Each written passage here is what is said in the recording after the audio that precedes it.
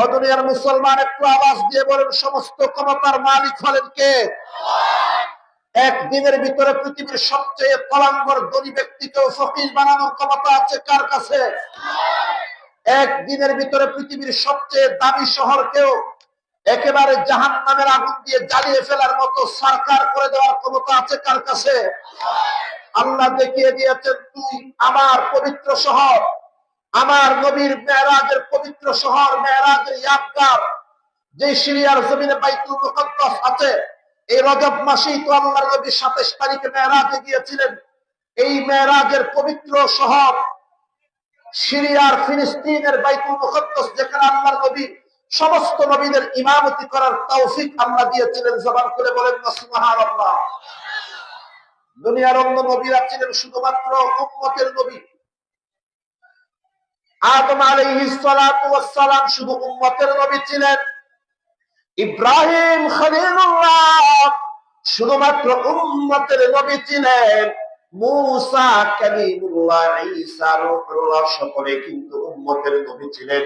আল্লাহ তাআলা আমাদেরকে এমন একজন রাহমাতুল লিল আলামিন, এমন একজন আল্লাহ আমাদেরকে নবী দান করেছেন, যিনি শুধুমাত্র উম্মতের নবী না, বরং যাকে আল্লাহ তাআলা সমস্ত নবীদেরও নবী বানিয়েছেন, ওনার নাম হলো মুহাম্মদুর রাসূলুল্লাহ সাল্লাল্লাহু আলাইহি ওয়াসাল্লাম।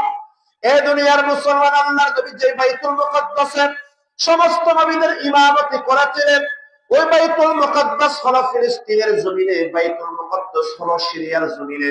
ও দুনিয়ার মুসলমান, ওই ডোনাল্ড ট্রাম্প হুমকি দিয়েছিল ফিলিস্তিনের গাজা শহরকে পৃথিবীর জাহান্নাম বানায়া দেবে। আর আমার আল্লাহ সমস্ত ক্ষমতার মালিক আল্লাহ মাত্র কয়েকদিনের ব্যবধানে আমেরিকার লস এঞ্জেলস শহরকে পৃথিবীর জাহান্নাম বানিয়ে দেখিয়ে দিয়েছেন কে? এজন্য দুনিয়ার মুসলমান মন খারাপ করার কিছুই নাই।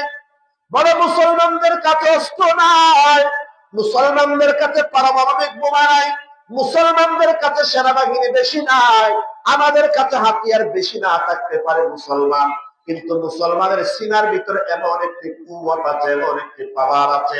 মুসলমানের সিনার ভিতরে যে ঈমানের কুওয়াত আছে, আল্লাহর কসম, এই ঈমানের কুওয়াতের সামনে দুনিয়ার পারমাণবিক বোমার সামান্য পরিমাণও দাম নাই। কি না করে বলেন? আওয়াজ দিয়ে বলেন, বদরের ময়দানে 313 জন সাহাবীকে 1000 কাফেরের মোকাবেলার মধ্যে যিনি বিজয় দান করেছিলেন, ফাতহ দান করেছিলেন, ওই আল্লাহর ক্ষমতা, ওই আল্লাহর কুদরত এখনো আছে নাকি নেই বলেন? এজন্য আল্লাহ তাআলা আমেরিকার ঘটনার মাধ্যমে আমাদেরকেও দেখিয়ে দিয়েছেন, ও ক্যাম্পের মুসলমান ভাইয়েরা, ও এলাকার মুসলমান ভাইয়েরা, ও দুনিয়ার মুসলমান ভাইয়েরা, মুসলমান কখনো নৈরাশ হয় না, মুসলমান কখনো পরিশ্রম হয় না। আল্লাহ তো জানিয়ে দিয়েছেন, ওয়ালা তাহিনু ওয়ালা তাহজানু ওয়া আনতুমুল আ'লাউনা ইন কুনতুম মুমিনিন। আল্লাহ দুনিয়ার বান্দাদেরকে জানিয়ে দিয়েছেন, ও আমার বান্দা, ওয়ালা তাহিনু ওয়ালা তাহজানু, ও বান্দা টেনশন করিও না, চিন্তা করিও না বান্দা। এ আমার বান্দা, দুনিয়ার জমিনে তোমরা কখনো নৈরাশ হয়ো না। আমি আল্লাহ ওয়াদা করলাম, ওয়া আনতুমুল আ'লাউন, যদি তোমাদের ভিতরে যদি ঈমানের কুওয়াত যদি থাকে, ওই ঈমানদারদেরকে দুনিয়ার কেউ কখনো পরাজিত করতে পারে না। ঠিক না করে বলেন? আল্লাহ দুনিয়ার সমস্ত মুসলমানদের কলবের ভিতরে ঈমানের জজবা দান করেন, বড় করে বলেন আমিন। ও আরকাদের মুসলমান ভাইয়েরা, ও পর্দার আনাদের মা বোনেরা, হিম্মত যদি আমাদের বুকে আনতে চায়, ফিলিস্তিনের মুসলমানদের দিকে তাকায়া দেখেন। সাহস যদি আমাদের প্রয়োজন হয়, ফিলিস্তিনের মায়েদের দিকে তাকায়া দেখেন। লাখ লাখ মুসলমান শহীদ হওয়ার পরেও, লক্ষ লক্ষ মুসলমানের রক্ত ফিলিস্তিনের জমিনে পড়ার পরেও, ফিলিস্তিনের মুসলমানেরা জালেমের সামনে, কাফেরের সামনে, ইহুদি খ্রিস্টানদের সামনে মাথা নত করে নাই। ফিলিস্তিনের মুসলমানরা প্রমাণ দিয়ে গেছে, প্রয়োজনে লাখ লাখ মুসলমান শহীদ হব, প্রয়োজনে লক্ষ লক্ষ মুসলমানের রক্ত আল্লাহর জমিনে পড়বে, তারপরে মুসলমান দুনিয়ার কোন বেঈমানের সামনে, দুনিয়ার কোন কাফেরের সামনে মুসলমান কখনো মাথা নত করতে পারে না। বড় করে বলেন না? ও দুনিয়ার মুসলমানদের, এই হিম্মত, এই সাহস আমাদের অন্তরে আনতে হবে। এই দুনিয়ার জীবন হলো 4 দিনের জিন্দেগি। আজকে আমি আছি, আজকে আপনি আছেন, আগামীকাল কার মরণ হবে দুনিয়ার কেউ জানে না। কত মানুষ, আপনারা অনেক আল্লাহর বান্দারা, কত মানুষ 1 বছরের মধ্যে মারা গেছেন, একটু ফিকির করে দেখেন। গত বছর হয়তো আপনার মা বাবা দুনিয়াতে ছিল, এখন মা বাবা দুনিয়াতে নাই, কবরে চলে গেছে। এরকম হাজার হাজার মুসলমান আসলে নাকি নেই? এরে আল্লাহর বান্দা, শিয়ালের মতো 1000 বছর বাঁচার চাইতে, শিয়ালের মতো 1000 বছর গোলামের জিন্দেগির চাইতে, সিংহের মতো, বাঘের মতো একদিন মাথা উঁচু করে বাঁচার এটার 1000 কোটি দাম আছে। সেটা বড় করে বলে। এই জন্য ক্যাম্পের মুসলমান ভাই যারা এসেছেন, নওজোয়ান ভাইয়েরা যারা এসেছেন, অন্তরের ভিতরে হিম্মত তৈরি করেন। ফিলিস্তিনের মুসলমানদের তারিখ আপনি পড়ে দেখেন, ফিলিস্তিনের মুসলমানদের ইতিহাস পড়ে দেখেন। ও দুনিয়ার মুসলমান, ফেসবুকের মধ্যেই তো দেখেন কত সন্তান, দুধের বাচ্চাকে হত্যা করা হয়েছে, 2 বছরের শিশু সন্তানকে হত্যা করা হয়েছে, মা বোনদেরকে জুলুম করে হত্যা করা হয়েছে। এত জুলুম করার পরেও তারা তাদের মাথাটা নত করে নাই, কারণ তারা জানে দুনিয়ার মধ্যে আমেরিকা বলেন, ইসরায়েল বলেন, তাদের হাতে কোনো ক্ষমতা নাই। সকল ক্ষমতার মালিক হলেন একজন। আওয়াজ দিয়ে বলেন, তিনি হলেন কে? তারা তো জানে দুনিয়ার জমিনে একদিন তো আমাকে আপনাকে মরতে হবে। দুনিয়ার জমিনে কেউ চিরস্থায়ী নয়, দুনিয়ার জমিনে কেউ চিরদিন বাঁচতে পারবে না। যেখানে আল্লাহ তাআলা নিজের নবীকেই বলে দিয়েছেন, ও মুহাম্মদুর রাসূলুল্লাহ, ওয়া মা মুহাম্মাদুন ইল্লা রাসূল قد خلت من قبله الرسل। আল্লাহ জানিয়ে দিয়েছেন, ও আমার নবী, আপনি হলেন একজন রাসূল, আপনি কিন্তু আল্লাহ নয়। আপনার পূর্বে দুনিয়ার জমিনে আরো হাজার হাজার নবী রাসূল দুনিয়ার জমিনে এসেছিলেন। আল্লাহ আমাদেরকে জিজ্ঞেস করেছেন, আফাইন্না তা'কুতিলান ক্বালাবাতুম আলা আকাবিকুম। আল্লাহ দুনিয়ার বান্দাদেরকে জিজ্ঞেস করলেন, ও আমার বান্দারা, আমার নবীর যদি দুনিয়ার জমিনে মওত হয়ে যায়, আমার নবী যদি দুনিয়ার জমিনে শাহাদাত বরণ করে ফেলে, তাহলে কি তোমরা আবার কাফের হয়ে যাবে নাকি? আল্লাহ তাআলা প্রশ্ন করার অর্থ হলো, আমার নবী যেমন দুনিয়ার জমিন থেকে চলে গিয়েছেন, দুনিয়ার জমিনে এমন কোন মানুষ নাই যে মানুষটা চিরদিন দুনিয়ার জমিনে থাকবে। বুজুর্গরা তো বলেছেন, মওতু কাসিন কুল্লু নাসিন শারিবু কবরু বাইতিন কুল্লু নাসিন দাখিলুন নরকুসান জাহে গাফির ইখতিতামে জিন্দেগি در حقیقت موت ہے صبح دوام জিন্দেগি। আমাকে আপনাকে তো মরতে হবে, সন্দেহ নাই। কিন্তু মুসলমান মানুষকে দুনিয়ার জমিনে বাঁচতে হবে বাঁচার মতো, বাঘের মতো বাঁচতে হবে। শিয়ালের মতো 1000 বছর বাঁচার চাইতে সিংহের মতো মাথা উঁচু করে একদিন বাঁচার দাম 1000 কোটি গুণে বেশি। সেটা বড় করে বলে। ফিলিস্তিনের মুসলমানরা দুনিয়ার মানুষের সামনে প্রমাণ করে দিয়েছে, মুসলমান হলো বাঘের বাচ্চা। মুসলমান বাঁচলে মাথা উঁচু করে বাঁচবে। দুনিয়ার কোন কাফেরের সামনে মাথা নিচু করে বাঁচার জাতি মুসলমান হতে পারে না। ঠিক সেটা বড় করে বলেন না? এই জন্য মুসলমানেরা, ও ক্যাম্পের মুসলমান ভাইয়েরা, আপনাদেরকে আমাদেরকে এখান থেকে, ইতিহাস থেকে ইবরত হাসিল করতে হবে, শিক্ষা অর্জন করতে হবে।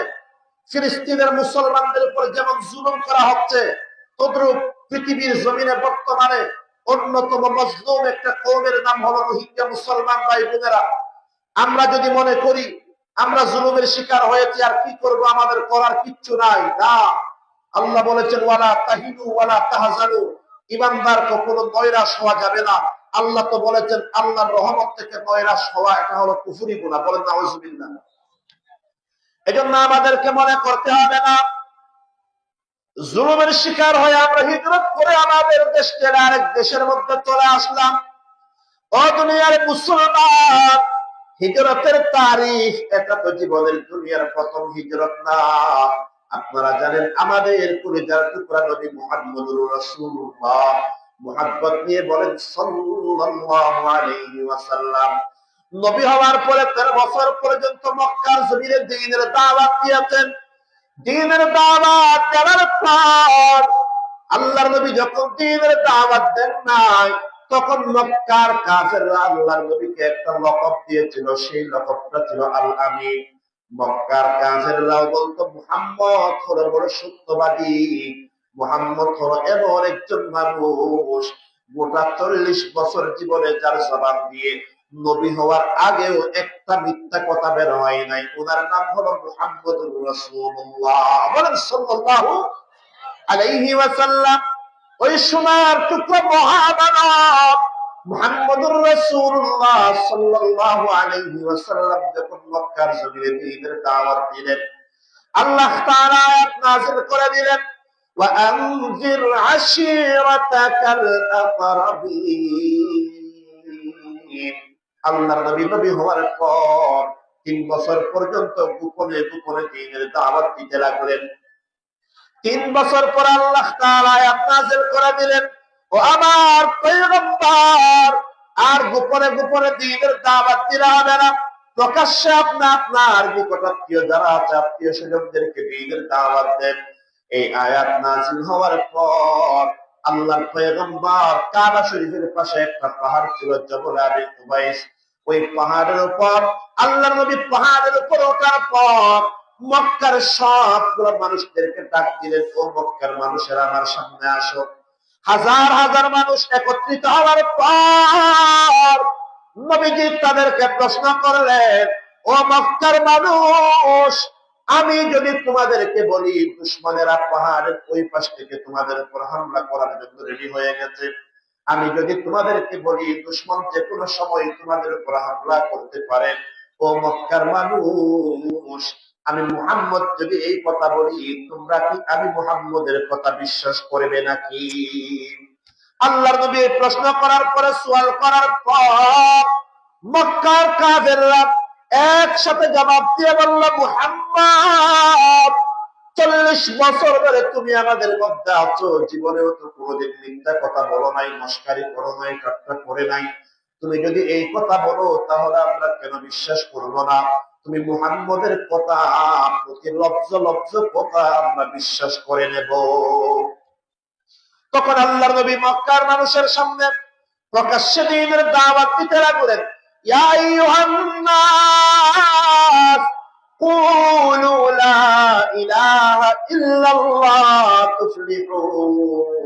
নবীজি মক্কার মানুষদেরকে দাওয়াত দিলেন, ও মক্কার মানুষেরা, কুলু লা ইলাহা ইল্লাল্লাহ, তোমরা সবাই বলো আল্লাহ ছাড়া কোনো মাবুদ নাই, আমাদের খালেক এবং মালিকের নাম হলো কে? আওয়াজ দিয়ে বলেন, আমাদেরকে দুনিয়ার জমিনে রিজিকের ব্যবস্থা করেন কে? আমার হায়াত এবং মওতের মালিক হলেন কে? দুনিয়ার জমিনে মানুষকে রূপ দেওয়ার, মানুষদেরকে শিফা দেওয়ার মালিক হলেন কে? আল্লাহর নবী বললেন, মক্কার মানুষ, কুলু লা ইলাহা ইল্লাল্লাহ, আল্লাহকে রব বলে মেনে নাও, তুফলিহু, তাহলে তোমাদেরকে দুনিয়ার জমিনেও কামিয়াব, পরকালেও জান্নাতের মালিক বানায়া দিবেন কে? সবাই একটু মুহাব্বত নিয়ে জিকির করে লা ইলাহা।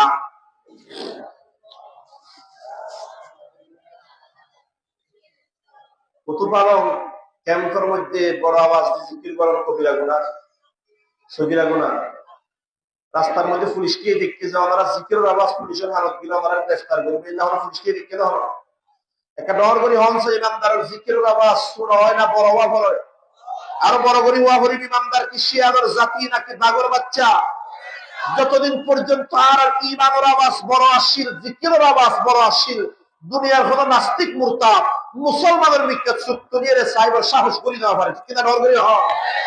আর জিয়ারের আওয়াজ, জিকিরের আওয়াজ, নারে তাকবীরের আওয়াজ বিলাই না মিয়াও মিয়াও গিয়ে বাগন্দান গর্জন দিয়ে এরা ফরে ফেলেই অতল্লাহ বলে বেঈমানের কদর আছে, আর তো লাফিয়ে দেখি খুশি হা করে দেখি কিনা ডর করি হয় না। মুসলমানের জিকিরের আওয়াজ যত ডর হইব, শয়তান নাস্তিক মুরতাদ কত দূরে যাই যেতে বাধ্য হয়ে যাবে, ঠিক কিনা? সুবহানাল্লাহ। এগুলো মুহাব্বত নয়, আল্লাহর প্রেম ভালোবাসা নয়, নবীর ইশক লইবে কোন একটু মুহাব্বত রে জিকির করি লা ইলাহা ইল্লাল্লাহ জুরে লা ইলাহা সুবহানাল্লাহ walhamdulillah জুরে লা ইলাহা ইল্লাল্লাহ লা ইলাহা अजर में शजर में तेरे रंग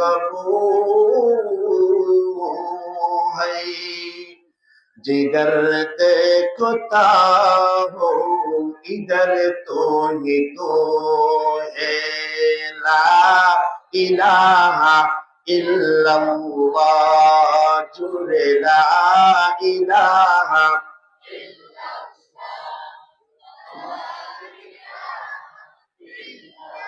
बता हमको तेरी राह किस तरफ है तेरी राह पर चला हमको खुदाया बुजुर्गी की नहीं हमको जरूरत गुलाम अपना बना हमको खुदाया ला इलाहा इल्लल्लाह जुले ला इलाहा बुजुर्गी न सकी ख्वाहिश है अफसोस तकब्बुर से बचा हमको खुदाया ला इलाहा इससे जरा बोलती केनो इससे बस जिक्र आवाज हो ये तो दौड़ करे हम ना ला इलाहा इल्लल्लाह जुले ला इलाहा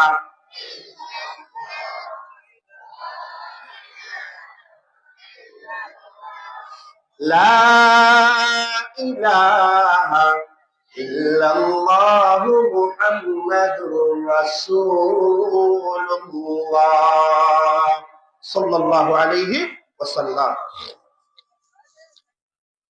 আল্লাহর নবী মুহাম্মদ আরবি সাল্লাল্লাহু আলাইহি ওয়াসাল্লাম হাজার হাজার মানুষকে যখন দ্বীনের দাওয়াত দিলেন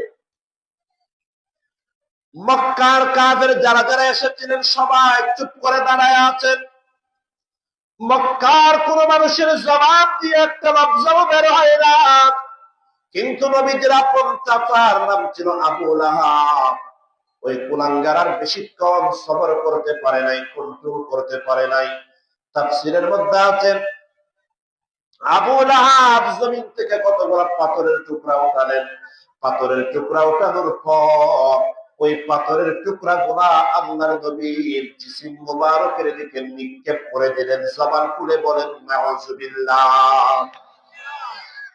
আবু লাহাব পাথর মারার কারণে আল্লাহর নবীর শরীর মুবারকটা রক্তাক্ত হয়ে গেল আর আবু লাহাব ডাক দিয়ে বলল তাব্বান লাকা লিহাযা জামাতানা ইয়া মুহাম্মদ আবু লাহাব ডাক দিয়ে বলল ও মুহাম্মদ তুই হালাক হয়ে যা বরবাদ হয়ে যা দুনিয়ার এমন ফালতু বেহুদা কথা বলার জন্য আমাদের সময়টা নষ্ট করলি আবু লাহাব এক নম্বরে আল্লাহর নবীর সাথে বেয়াদবি করেছে নবীর জন্য বদদুয়া করেছে দুই নাম্বার আল্লাহর নবীর জিসিম মুবারকের উপর পাথর নিক্ষেপ করে আল্লাহর নবীকে কষ্ট দিয়েছে আল্লাহর নবীকে কথা বলার পর আল্লাহর নবী চুপ করে দাঁড়ায় আছেন নবীজি জবাব দিয়ে কোনো জবাব দেন না আবু লাহাব বদদুয়া করার পরেও নবীজির জবাব থেকে একটাও বদদুয়া বের হয় নাই নবীজি সবর করলেন কিন্তু আরশে আজিমের মালিক আল্লাহ আল্লাহ তাআলার দেরি করেন নাই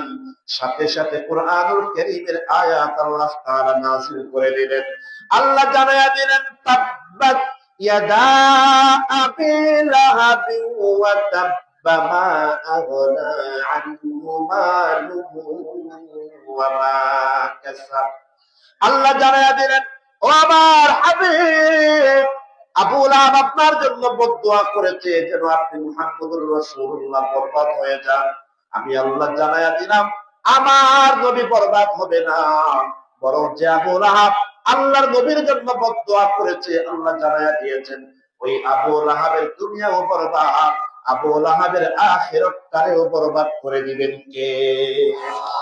আর নবীর জন্য আল্লাহ ঘোষণা দিলেন ওয়া রাফা'না লাকা যিকরাক, ও নবী আপনি হালাক হবেন না, বরং আপনার মর্যাদা আপনার সম্মান দুনিয়া আখিরাতে যিনি বাড়ায়া দিবেন, আওয়াজ দিয়ে বলেন তিনি বলেন কে? দুনিয়ার জমিনে লাখ লাখ মসজিদের মধ্যে আযান হয়, যেখানে আল্লাহর নামটা আছে, আল্লাহর নামের সাথে মুহাম্মদুর রাসূলুল্লাহর নামটা কেউ লাগায়া দিয়েছেন কে? আযানের মধ্যে বলে আশহাদু আল্লা ইলাহা ইল্লাল্লাহ ওয়া আশহাদু আন্না মুহাম্মাদার রাসূলুল্লাহ। তাহলে বলতে চেয়েছিলাম মুসলমান, আল্লাহর নবী মক্কার জমিনে সবর করাতেন, কোন কাফেরের জবাব দেন নাই। নবীজি সাল্লাল্লাহু আলাইহি ওয়াসাল্লাম 13 বছর পর্যন্ত মক্কার জমিনে দাওয়াত দেওয়ার পর আল্লাহ তাআলা যখন হিজরত করার পারমিশন দিয়ে দিলেন, আল্লাহ তাআলা হিজরত করার পারমিশন দেওয়ার পর নবীজি সাহাবায়ে কেরাম নিয়ে যখন হিজরত করে মদিনার জমিনে চলে গেলেন, এই দুনিয়ার মুসলমান মদিনার জমিনে যাওয়ার পর আল্লাহ তাআলা আয়াত নাযিল করে দিলেন, ও আমার নবী মক্কার জমিনে সবর করেছেন, কাফেরদের বিরুদ্ধে কোনো জবাব দেন নাই, কিন্তু আমি আল্লাহ জানায়া দিলাম মদিনার জমিনে আর কোনো সবর করা লাগবে না। জালেমরা আপনার সাথে যত বেয়াদবি করবে সবগুলা বেয়াদবির দাঁত ভাঙা জবাব দিতে হবে। মদিনা শরীফে যাওয়ার পর মুসলমানদের উপর জিহাদের হুকুম নাযিল করে দিলেন কে? আরো বড় করে বলেন না কে?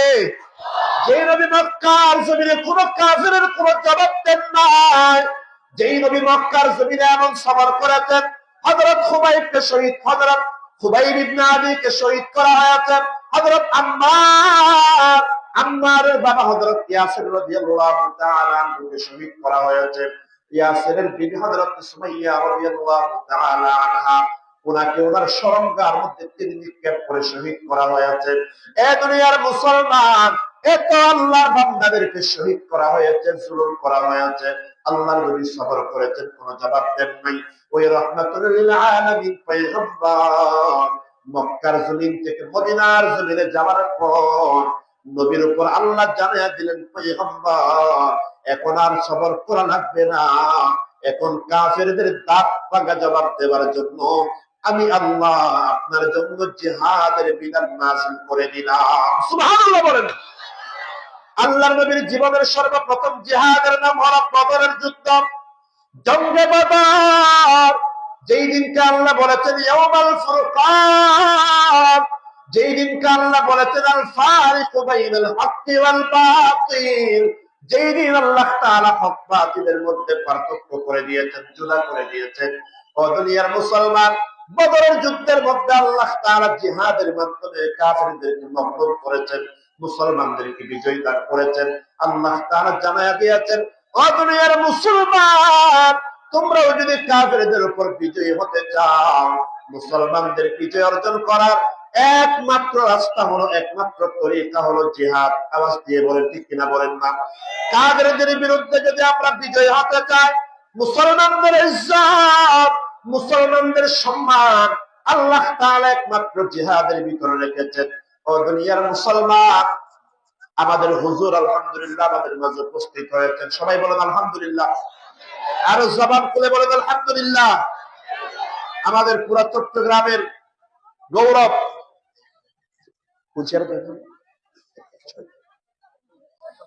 আলহামদুলিল্লাহ।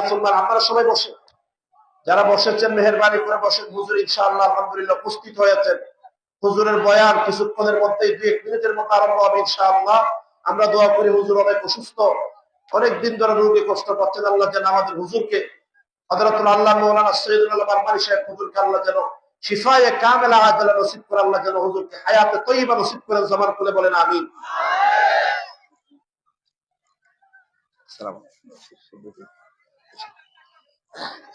আলহামদুলিল্লাহ হুজুর উপস্থিত হয়েছে, হুজুরের বয়ানে করে হবে ইনশাআল্লাহ। আমি আমার আলোচনা শেষ করে দিচ্ছি 2 মিনিটের ভিতরে।